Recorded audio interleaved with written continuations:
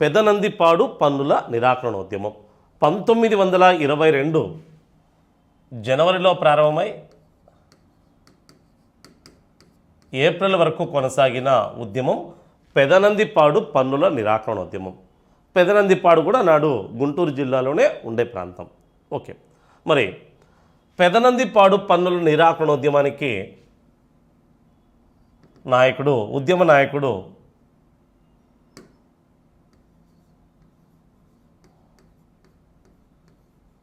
ఉద్యమ నాయకుడు very important, Parvathaneni Veeraiah Chowdary.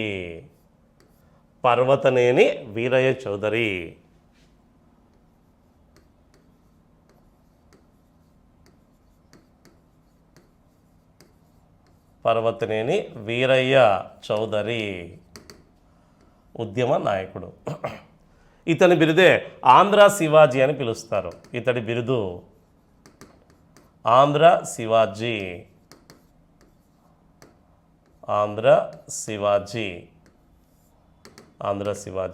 ఇతడు ఏర్పాటు చేసిన స్వచ్ఛంద సైనిక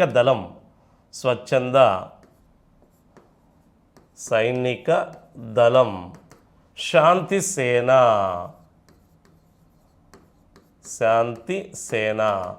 1921 డిసెంబర్లో దీన్ని ఏర్పాటు చేసినట్టు తెలుస్తోంది. శాంతి సేన దాదాపుగా 4000 మంది యువకులతో కూడిన దళం.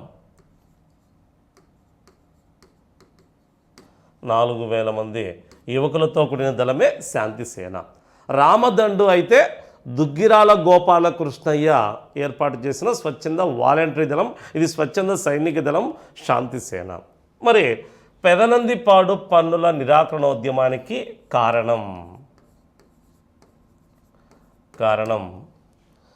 యాక్చువల్గా అయితే చీరాల పేరల ఉద్యమానికి ప్రధాన కారణమేమి? మున్సిపాలిటీగా చేసి అధిక పన్నులు విధించడం. అందుకే ఆ అధిక పన్నులు చెల్లించడానికి మున్సిపాలిటీని వ్యతిరేకిస్తూ ఉద్యమాన్ని చేపట్టారు. రెండోది పుల్లరి సత్యాగ్రహం, పల్నాడు పుల్లరి సత్యాగ్రహం. ఎందుకు? పశువుల మేతపై పుల్లరి పన్నును విధించినందుకు కారణంగా. అయితే ఈ ఉద్యమం మాత్రం ప్రత్యేకంగా కారణం అనేది లేదు. రాష్ట్ర కాంగ్రెస్ కమిటీ తీర్మానం మేరకు సహాయ నిరాకరణ ఉద్యమంలో భాగంగా వచ్చిన ఉద్యమం. ఒకవేళ సహాయ నిరాకరణ ఉద్యమం వచ్చినా రాకున్నా చీరాల పేరల ఉద్యమం, పల్నాడు పుల్లరి సత్యాగ్రహం వచ్చేవే. సహాయ నిరాకరణ ఉద్యమం భారతదేశంలో సంభవించకోకున్నా చీరాల పేరల ఉద్యమం ఖచ్చితంగా వచ్చేదే, ప్లస్ పల్నాడు పుల్లరి సత్యాగ్రహం కూడా వచ్చేదే. సహాయ నిరాకరణ ఉద్యమం రాకుండా ఉన్నట్టయితే ఆంధ్రదేశంలో ఈ ఉద్యమం వచ్చేది కాదు. అంటే ఇది సహాయ నిరాకరణ ఉద్యమంలో భాగంగా ఆంధ్రదేశంలో చోటు చేసుకున్న ఉద్యమం. మొత్తం 3 ఉద్యమాలు. ఈ 3 ఉద్యమాల్లో సహాయ నిరాకరణ ఉద్యమంలో భాగంగా జరిగిన ఉద్యమం ఏది అంటే పెదనందిపాడు పన్నుల నిరాకరణ ఉద్యమం. 3 ఉద్యమ సమయంలో చోటు చేసుకున్నాయి. కానీ ఈ ఉద్యమం కారణంగా వచ్చిన ఉద్యమం. ఒకవేళ సహాయ నిరాకరణ ఉద్యమం రాకుండా ఉన్నట్టయితే మొదటి 2 ఉద్యమాలు వచ్చేవి కాదు. ఎందుకంటే దానికి ప్రత్యేక కారణాలు ఉన్నాయి. ఇవి జాతీయ కాంగ్రెస్ పార్టీ, రాష్ట్ర కాంగ్రెస్ పార్టీ ఆదేశాలకు అనుగుణంగా వచ్చిన ఉద్యమం.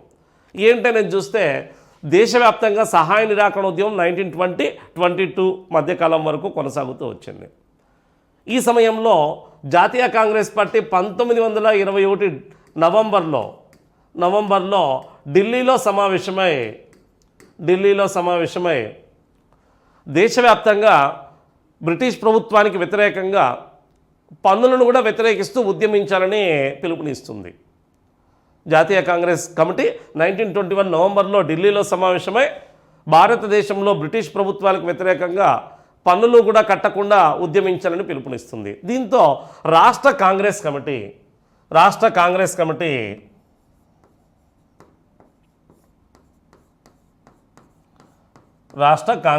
అప్పట్లో కాంగ్రెస్ పార్టీ అనే బదులు కమిటీ అని పిలిచేవారు.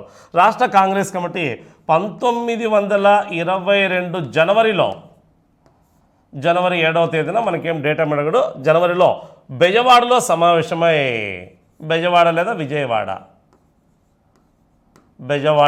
విజయవాడలో సమావేశమై రాష్ట్ర కాంగ్రెస్ కమిటీ 1922 జనవరిలో విజయవాడలో సమావేశమై ఒక తీర్మానం చేసింది. ఏం తీర్మానం చేసింది అంటే, దేశవ్యాప్తంగా పన్నుల నిరాకరణోద్యమాన్ని చేపట్టాలని కాంగ్రెస్ పార్టీ తీర్మానం చేసింది. కాబట్టి మనం కూడా కృష్ణా లేదా గుంటూరు లేదా గోదావరి జిల్లాల్లో ఏదో ఒక ప్రాంతంలో పన్నుల నిరాకరణోద్యమాన్ని చేపట్టాలి అని తీర్మానం చేస్తుంది. రాష్ట్ర కాంగ్రెస్ కమిటీ 1922 జనవరి 7వ తేదీన బెజవాడలో సమావేశమై కృష్ణా లేదా గుంటూరు లేదా గోదావరి జిల్లాలలో ఏదో ఒక ప్రాంతంలో పన్నుల నిరాకరణోద్యమాన్ని చేపట్టాలని తీర్మానం చేసింది. ఎప్పుడైతే ఈ తీర్మానం చేసిందో వెంటనే గుంటూరు జిల్లాలోని పెదనందిపాడు పిర్కాలో పర్వతనేని వీరయ్య చౌదరి పన్నుల నిరాకరణోద్యమాన్ని ప్రారంభించాడు. అలా రాష్ట్ర కాంగ్రెస్ పార్టీ తీర్మానానికి అనుగుణంగా ఈ ఉద్యమం ఎక్కడ సంభవించింది అంటే పెదనందిపాడు అనే పిర్కా లేదా తాలూకాలో. పెదనందిపాడు పిర్కా, అతి పెద్ద తాలూకాని పిర్కా అని కూడా పిలిచేవారు. అలా పెదనందిపాడు పిర్కాలో ఈ ఉద్యమం పర్వతనేని వీరయ్య చౌదరి ఆధ్వర్యంలో వచ్చింది. ఈ ఉద్యమం ముఖ్య నాయకుడు పర్వతనేని వీరయ్య చౌదరి.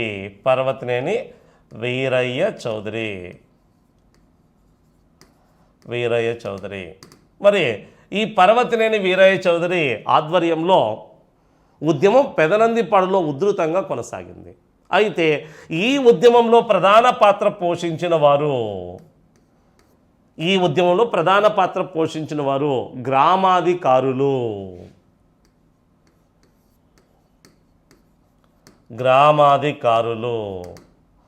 ప్రధాన పాత్ర పోషించిన వారు గ్రామాధికారులు. ఎవరు గ్రామాధికారులు అంటే బ్రిటిష్ ప్రభుత్వంలో పనిచేసేవారు. ఈ గ్రామాధికారులే గ్రామాల్లో పన్నులు వసూలు చేసే అధికారులు.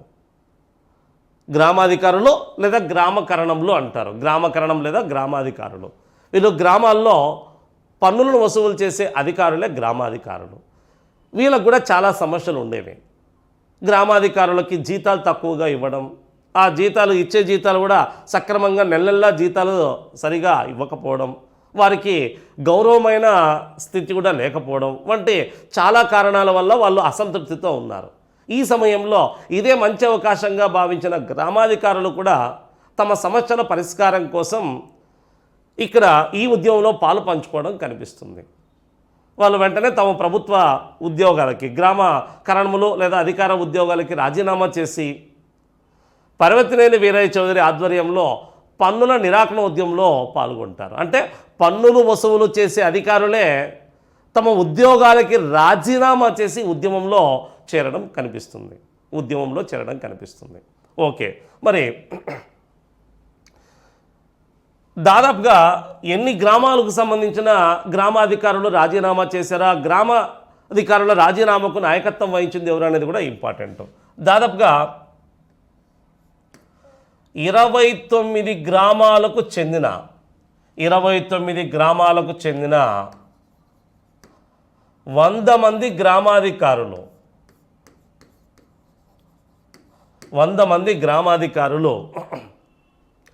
తమ గ్రామకరణం ఉద్యోగాలకు రాజీనామా చేసి ఉద్యమంలో పాలు పంచుకున్నారు. పర్వతనేని వీరయ్య చౌదరి ఆధ్వర్యంలో పాలు పంచుకున్నారు. మరి ఈ రాజీనామాలకు నాయకత్వం వహించినది గ్రామాధికారుల రాజీనామాలకు నాయకత్వం వహించినది మంచిరాజు రామమూర్తి అనే వ్యక్తి. మంచిరాజు రామమూర్తి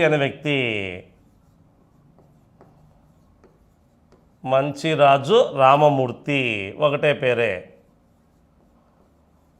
మంచిరాజు రామమూర్తి అనే వ్యక్తి. దీంతో గ్రామాధికారులే పెద్ద ఎత్తున పదవులకు రాజీనామా చేసి ఉద్యమాన్ని చేపట్టడంతో ఆగ్రహించిన ప్రభుత్వం ఎలా అయినా సరే గ్రామాధికారుల్ని ఉద్యమం నుండి బయటపడేయడానికి, ఉద్యమం నుంచి వాళ్ళను మళ్ళీ ఉద్యోగాల్లో చేరి ఉద్యమంలో పాలు పంచుకోకుండా ఉండేటట్టు చేయడానికి ప్రభుత్వం చర్యలు తీసుకోవడానికి ప్రయత్నిస్తుంది. గ్రామాధికారుల యొక్క సమస్యలను పరిష్కరించే విధంగా చర్యలు తీసుకుంటుంది. ఈ టైంలోనే హెరిస్ అనే రెవెన్యూ బోర్డు అధికారిని నియమించింది. ఈ సమయంలో ఎల్టీ హెరిస్ అనే రెవెన్యూ బోర్డు అధికారిని ఈ గ్రామాధికారులతో చర్చలు జరపడానికి నియమించింది. దీంతో ఎల్టీ హెరిస్ అనే రెవెన్యూ బోర్డు అధికారి 100 మంది గ్రామాధికారులతో 29 గ్రామాలకు సంబంధించిన 100 మంది గ్రామాధికారులతో చర్చలు జరపడం జరిగింది. అయితే గ్రామాధికారులు ఆ చర్చల్లో పాలు పంచుకున్నప్పటికీ అవి విజయవంతం కాలేదు, విఫలమయ్యాయి. దీంతో గ్రామాధికారులు ఉద్యమాన్ని కంటిన్యూ చేశారు.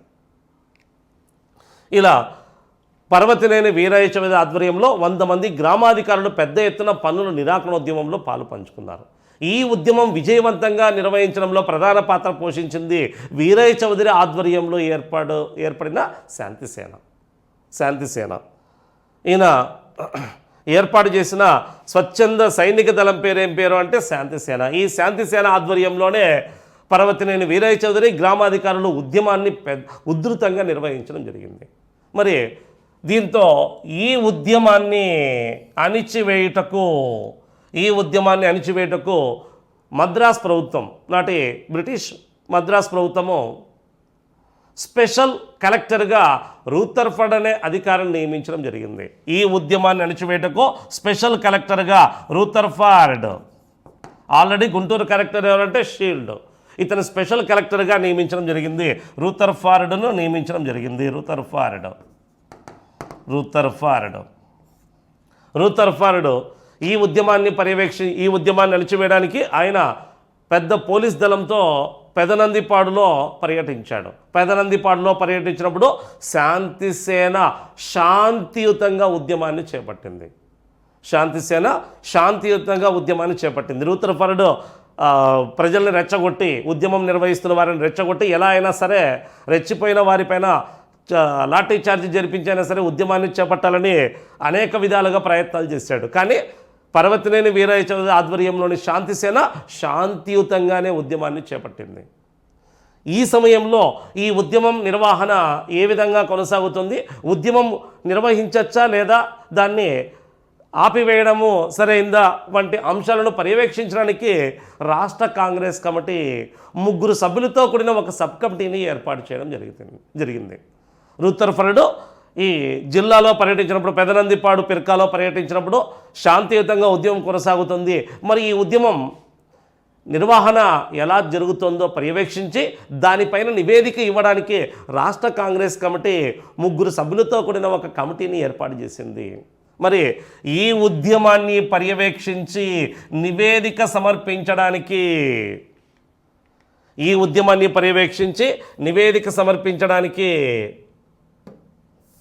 సమర్పించడానికి 3 సభ్యులతో కూడిన ఒక సబ్ కమిటీని లేదా ఉప కమిటీని రాష్ట్ర కాంగ్రెస్ కమిటీ నియమించింది.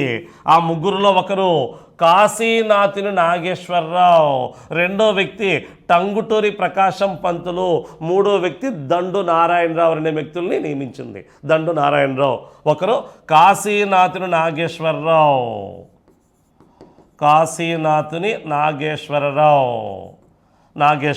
మరియు టంగుటూరి ప్రకాశం పంతులు,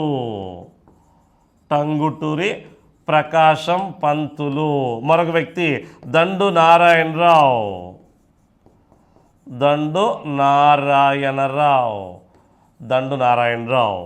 వీళ్ళని నియమించింది. వీరు పెదనందిపాడు పిర్కాలో పర్యటించి ఉద్యమానికి సంబంధించిన విధి విధానాలన్నింటినీ పరిశీలించి నివేదికను రూపొందించి రాష్ట్ర కాంగ్రెస్ కమిటీకి సమర్పిస్తారు. ఇలా బాగా గమనించండి.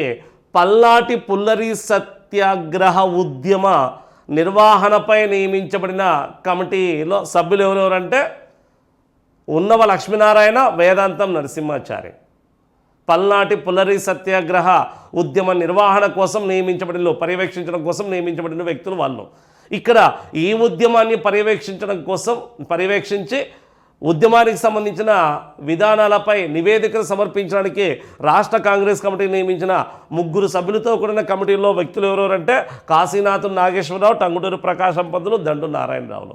వీరు మొత్తానికి పర్యటించి నివేదిక కూడా సమర్పించారు. వాళ్ళు అరెస్ట్ కాబట్టి జైలు పాలయ్యారో వీళ్ళు మాత్రం పర్యటించి నివేదిక ఇచ్చారు. నివేదికలో ఏముందనేది కూడా చూద్దాం. మరి ఈ ఉద్యమానికి మద్దతు ఇచ్చిన వారు సహాయ పెదనందిపాడు పన్నుల నిరాకరణోద్యమానికి మద్దతు ఇచ్చిన ముఖ్య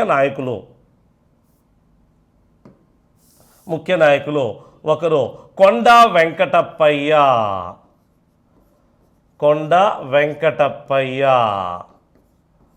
దేశభక్త కొండా వెంకటప్పయ్య అంటారు. కొండా వెంకటప్పయ్య. మరొక వ్యక్తి గొల్లపూడి సీతారామశాస్త్రి మరియు వల్లూరి సూర్యనారాయణ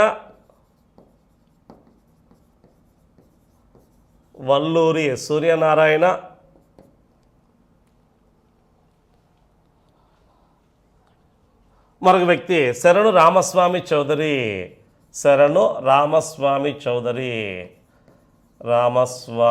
చౌదరి. ఈ ఉద్యమానికి మద్దతు ఇచ్చిన రాష్ట్ర స్థాయిలోని ముఖ్య నాయకులు. పర్యవేక్షించడానికి వచ్చిన వాళ్ళు వీళ్ళు ముగ్గురు: కాశీనాథ్ నాగేశ్వరరావు, టంగుటూరి ప్రకాశం పంతులు మరియు దండు నారాయణరావు. ఈ ఉద్యమానికి మద్దతు ఇచ్చిన పర్వతనేని వీరయ్య చౌదరి నాయకత్వంలో జరుగుతున్న ఉద్యమానికి మద్దతు ఇచ్చిన వారిలో కొండా వెంకటప్పయ్య, గొల్లపూడి సీతారామశాస్త్రి, వల్లూరు సూర్యనారాయణ, శరణం రామస్వామి చౌదరి. దీంతో ఉద్యమానికి మద్దతు ఇచ్చిన వీరిని మద్రాసు ప్రభుత్వం అరెస్ట్ చేసి జైలుకు పంపింది.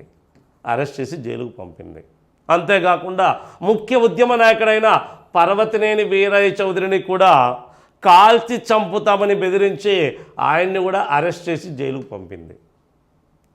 1922 ఏప్రిల్ నాటికి ఉద్యమ ముఖ్య నాయకుడైన పర్వతనేని వీరయ్య చౌదరిని కూడా బ్రిటిష్ ప్రభుత్వం 1922 ఏప్రిల్ నాటికి అరెస్ట్ చేసి జైలుకు పంపింది. చివరికి ఈ ఉద్యమం 3 కారణాల వల్ల నిలిచిపోయింది. ఇలా 1922 జనవరిలో ఉధృతంగా ప్రారంభమైన ఈ ఉద్యమం ఏప్రిల్ వరకు కొనసాగింది. జనవరి, ఫిబ్రవరి, మార్చి, ఏప్రిల్ వరకు ఉధృతంగా కొనసాగింది. అయితే చివరికి 3 కారణాల వల్ల పెదనందిపాడు పన్నుల నిరాకరణోద్యమం ఆగిపోయింది.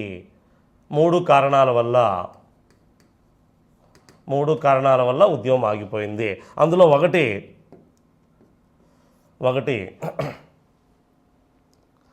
రాష్ట్ర కాంగ్రెస్ కమిటీలో వ్యక్తమైన భిన్నాభిప్రాయాలు. రాష్ట్ర కాంగ్రెస్ కమిటీలో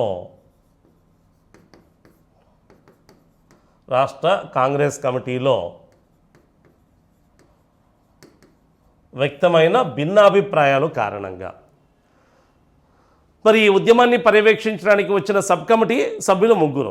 ఎవరు? కాశీనాథ్ నాగేశ్వరరావు, టంగుటూరి ప్రకాశం పంతులు, దండు నారాయణరావు. వీరు నివేదికను కూడా సమర్పించారు మార్చి నాటికి. ఆ నివేదికలో ఏముంది అంటే, ఈ ఉద్యమం అద్భుతంగా కొనసాగుతోంది. ఆంధ్రదేశంలోనే చీరాల పేరల ఉద్యమం, పుల్లరి సత్యాగ్రహంతో పోల్చుకుంటే ఉద్యమం ఉధృతంగా కొనసాగుతుంది. దాదాపుగా 100 మంది పైగా గ్రామాధికారులు తమ పదవులకు రాజీనామా చేశారు. శాంతిసేన ఆధ్వర్యంలో పర్వతనేని వీరయ్య చౌదరి ఉద్యమాన్ని ఉధృతంగా నిర్వహిస్తున్నారు. అయితే ఉద్యమం కొనసాగించడానికి అన్ని రకాల అనుకూలమైన పరిస్థితులు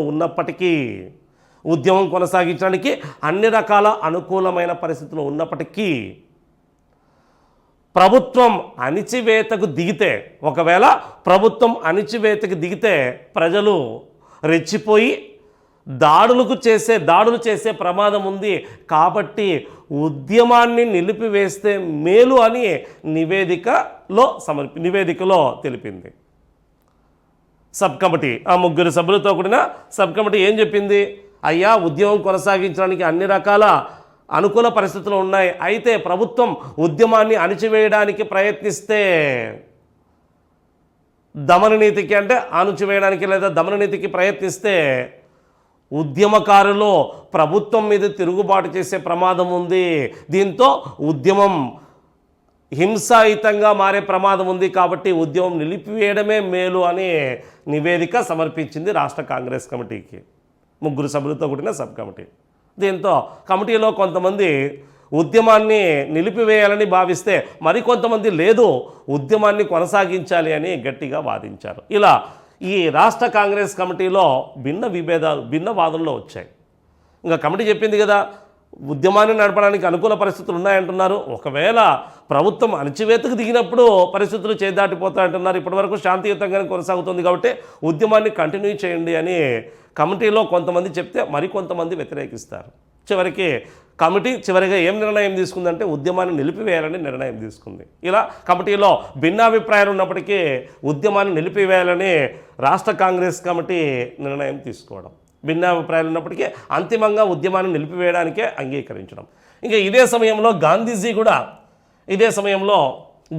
కూడా 1922 ఫిబ్రవరిలో బార్డోలీలో సత్యాగ్రహం విజయవంతమయ్యేంత వరకు, అప్పటికే బార్డోలీలో గుజరాత్లోని బార్డోలీ అనే ప్రాంతంలో పెద్ద ఎత్తున పన్నుల నిరాకరణోద్యమం జరుగుతూ ఉంటుంది. ఎవరి నాయకత్వంలో? అక్కడ సర్దార్ వల్లభాయ్ పటేల్ నాయకత్వంలో. ఆ ఉద్యమం విజయవంతమయ్యేంత వరకు పెదనందిపాడు పన్నుల నిరాకరణోద్యమాన్ని తాత్కాలికంగా ఆపివేయండి అని గాంధీజీ స్వయంగా ఒక ఉత్తరాన్ని దేశభక్త కొండా వెంకటప్పయ్యకు పంపడం జరిగింది. బార్డోలీ సత్యాగ్రహ ఉద్యమం విజయవంతమయ్యేంత వరకు పెదనందిపాడుల పన్నుల నిరాకరణోద్యమాన్ని తాత్కాలికంగా నిలిపివేయండి అని గాంధీజీ 1922 ఫిబ్రవరిలో కొండా వెంకటప్పయ్యకు ఒక లేఖను పంపడం, ఇది ఒకటి. గాంధీజీ లాంటి వ్యక్తే ఉద్యమాన్ని ఆపివేయాలని, తాత్కాలికంగా ఆపివేయాలని, బార్డోలీలో సత్యాగ్రహం విజయవంతం వరకు ఆపివేయాలని చెప్పాడు కదా, ఆయన ఆదేశాలను ధిక్కరించడం సరైనది కాదు అని కాంగ్రెస్ కమిటీ భావిస్తుంది. ఇదొకటి. ఇలా గాంధీజీ పంపిన లేఖ కూడా పెదనందిపాడు పన్నుల నిరాకరణోద్యమాన్ని ఆపివేయడానికి ఒక కారణమైంది. ఇక మూడోది, ఉద్యమ ముఖ్య నాయకుడైన పర్వతనేని వీరయ్య చౌదరిని అరెస్ట్ చేసి జైలుకు పంపడం మరియు ప్రభుత్వం అణిచివేత విధానానికి పాల్పడడం. ముఖ్య నాయకుడైన వీరయ్య చౌదరిని అరెస్ట్ చేసి జైలుకు పంపడం మరియు ఉద్యమకారులపైన దాడులకు పాల్పడడం. ఇలాంటి కారణాల వల్ల ఈ ఉద్యమం 1922 ఏప్రిల్ నాటికి పూర్తిగా క్షీణించింది. ఇలా పెదనందిపాడు పన్నుల నిరాకరణోద్యమం 1922 జనవరిలో స్టార్ట్ అయ్యి 22 ఏప్రిల్ వరకు కొనసాగింది. ఈ ఉద్యమ సమయంలో వచ్చిన నినాదం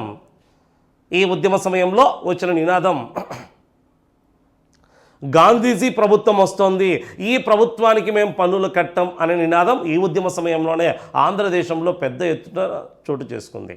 గాంధీజీ ప్రభుత్వం వస్తోంది లేదా గాంధీజీ స్వరాజ్యం వస్తోంది, ఈ ప్రభుత్వానికి పన్నులు కట్టం అనే నినాదం ఈ ఉద్యమ సమయంలోనే చోటు చేసుకుంది. గాంధీజీ స్వరాజ్యం అంటే స్వతంత్రం, గాంధీజీ స్వరాజ్యం వస్తోంది, ఈ ప్రభుత్వానికి పన్నులు కట్టమనే నినాదం ఈ ఉద్యమ సమయంలోనే చోటు చేసుకుంది. ఇది కొంత గుర్తుంచుకోండి. ఇక ఈ ఉద్యమంపై అప్పటి మద్రాస్ గవర్నర్ లార్డ్ వెల్లింగ్టన్ ఒక కామెంట్ కూడా చేశాడు. ఈ ఉద్యమంపై నాటి Madras governor lord Wellington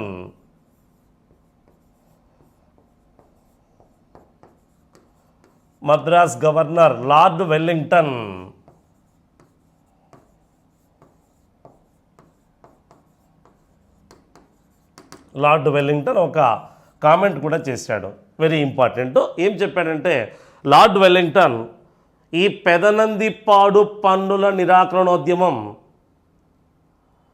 Britain పార్లమెంట్లో కూడా ఈ ఉద్యమంపై చర్చ జరిగిందని, పెదనందిపాడు పన్నుల నిరాకరణోద్యమంపై బ్రిటన్ పార్లమెంటులో కూడా చర్చలో జరిగిందని, ఈ ఉద్యమం భారతదేశంలో బ్రిటిష్ పునాదులను కుదిపివేసిన ఉద్యమము అని నాటి మద్రాస్ గవర్నర్ లార్డ్ వెల్లింగ్టన్ అభిప్రాయపడడం జరిగింది. ఇది కొటేషన్ గుర్తుంచుకోండి. ఆంధ్రదేశంలో జరిగిన ఏ ఉద్యమంపై ఎవరు ఏ విధంగా తెలిపారు అనే కొటేషన్. పెదనందిపాడు పన్నుల నిరాకరణోద్యమం బ్రిటన్ పార్లమెంటులో కూడా చర్చకు వచ్చిందని, ఈ ఉద్యమం భారతదేశంలో బ్రిటిష్ పునాదుల్ని కుదిపివేసిన లేదా కదిలించిన ఉద్యమము అని అభిప్రాయపడిన నాటి మద్రాస్ గవర్నర్ ఎవరంటే లార్డ్ వెల్లింగ్టన్. ఇది కొంత గుర్తుంచుకోండి, అడిగే అవకాశం ఉంటుంది.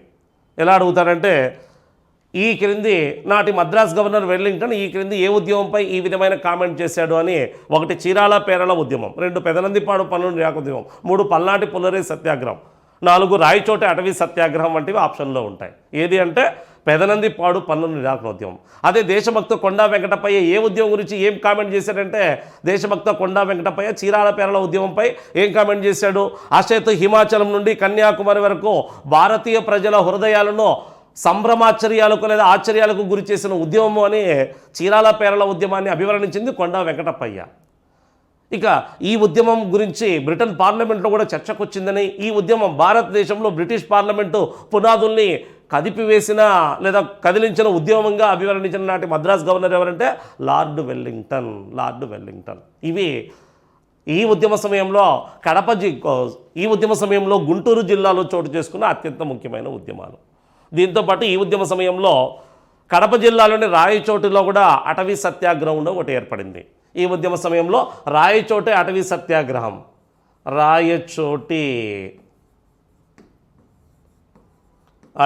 సత్యాగ్రహం కూడా చోటు చేసుకుంది. అటవీ సత్యాగ్రహం కడప జిల్లా, రాయచోటి అటవీ సత్యాగ్రహం 1921-22లో ఈ ఉద్యమ సమయంలో చోటు చేసుకున్న మరొక ఉద్యమం. మొత్తం 3 ఉద్యమాలు: చీరాల పేరల ఉద్యమం, పల్నాడు పుల్లరి సత్యాగ్రహం, పెదనందిపాడు పన్నుల నిరాకరణ ఉద్యమం. ఈ 3 గుంటూరు జిల్లాలో. ఇక రాయచోటి, కడప జిల్లాను రాయచోటిలో అటవీ సత్యాగ్రహం. అటవీ చట్టం ప్రకారము అటవీ నిబంధనలకు వ్యతిరేకంగా అడవుల్లో అటవీ ప్రాంతాల్లో పోడు వ్యవసాయం చేయరాదని, అటవీ ఉత్పత్తులు సేకరణ చేయరాదని, ఇలాంటి విధానాలను వ్యతిరేకిస్తూ రాయచోటి ప్రాంతానికి సంబంధించిన రైతులు అటవీ సత్యాగ్రహ ఉద్యమాన్ని చేపట్టారు. అయితే ఈ ఉద్యమాన్ని కూడా బ్రిటిష్ ప్రభుత్వం అణిచివేసింది.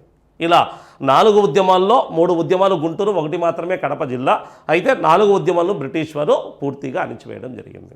ఇలా దేశవ్యాప్తంగా సహాయ నిరాకరణ ఉద్యమం ఉధృతంగా జరిగితే, ఆంధ్రదేశంలో కూడా ఈ ఉద్యమము ఉధృతంగా జరిగి కొన్ని ఉద్యమాలు కూడా చోటు చేసుకున్నాయి. ఇక చివరికి సహాయ నిరాకరణ ఉద్యమం ఒక సంఘటనతో దేశవ్యాప్తంగా ఆగిపోతుంది, ఆంధ్ర ప్రాంతంలో కూడా ఆగిపోతుంది. ఆ సంఘటనే చౌరీ చౌరా సంఘటన. 1922 ఫిబ్రవరి 5. 1922 ఫిబ్రవరి 5 చూద్దాం ఏం సంఘటన అనేది.